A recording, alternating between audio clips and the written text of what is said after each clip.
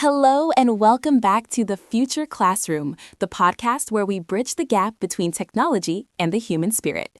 I am your host, Sochata, and today we are celebrating our 22nd episode. We have a topic that feels like it's straight out of a science fiction novel, but it is very much our current reality: the role of artificial intelligence in personalized learning.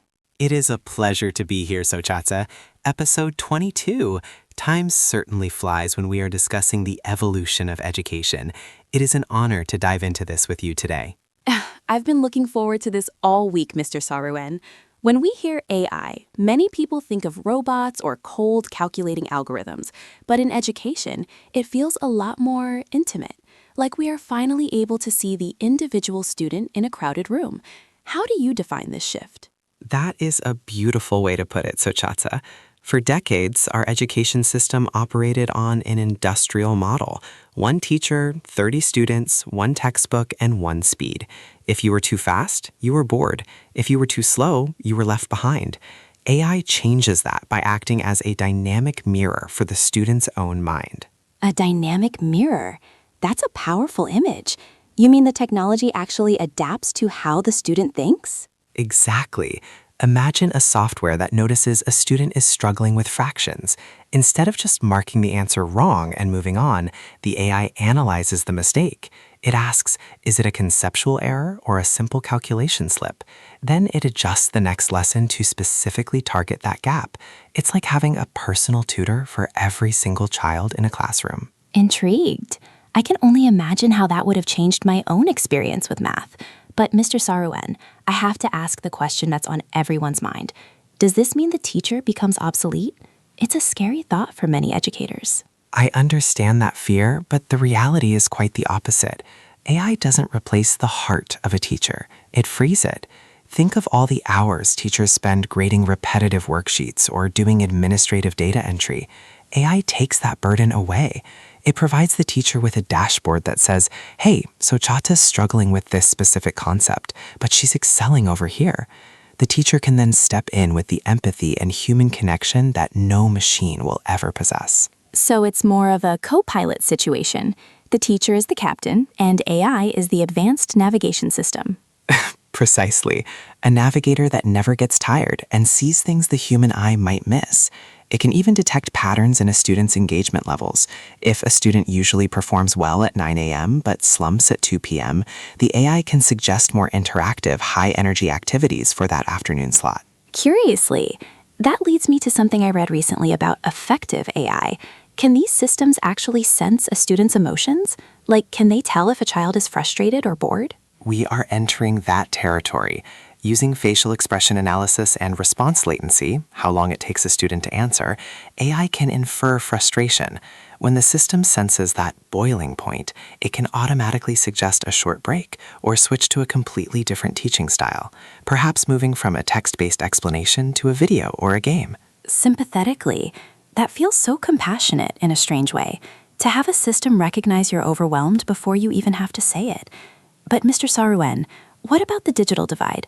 Worriedly, if this technology is so revolutionary, won't it just widen the gap between wealthy schools and those with fewer resources? You've hit on the most critical challenge of our era. The risk of an intelligence gap is very real. However, there is a silver lining. Because AI can be scaled, it can actually bring high-quality, personalized instruction to remote areas where there might be a shortage of specialized teachers. If we can solve the hardware and internet access issues, AI could be the great equalizer, not the great divider. That's a hopeful perspective. It's about the intention behind the deployment. We have to be intentional. Speaking of intentions, what about data privacy? My goodness, the amount of data these systems must collect on a child's learning habits is immense. It is a massive responsibility. We are talking about the digital footprint of a child's mind. We must demand rigorous ethical standards. The data should belong to the student and the parents, and it must be used strictly for educational growth, never for commercial profiling. This is where policy must catch up with the speed of innovation. It's a delicate balance between progress and protection. Now, let's talk about the personalized part again.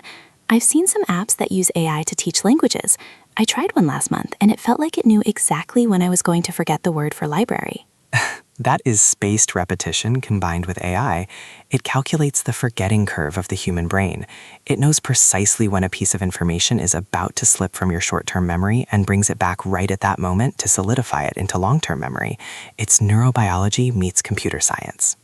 It felt like magic, but seeing the science behind it makes it even more impressive. Mr. Sarouen, as we look toward the next 5 to 10 years, what is your biggest hope for AI in the classroom? My biggest hope is that AI allows us to rediscover the human in education. By handling the what and the how, AI lets teachers focus on the why. Why does this matter? How does this connect to your life? I want to see classrooms where every student feels seen, heard, and supported in their unique journey. No more average students, because the average student doesn't exist. Everyone is an individual. Softly moved, no more average students. That is a world I want to live in. It's about dignity, isn't it? The dignity of being taught in a way that respects your specific brain. Exactly, Sochata. It is about dignity and the democratization of excellence. Well, that is a perfect note to end on.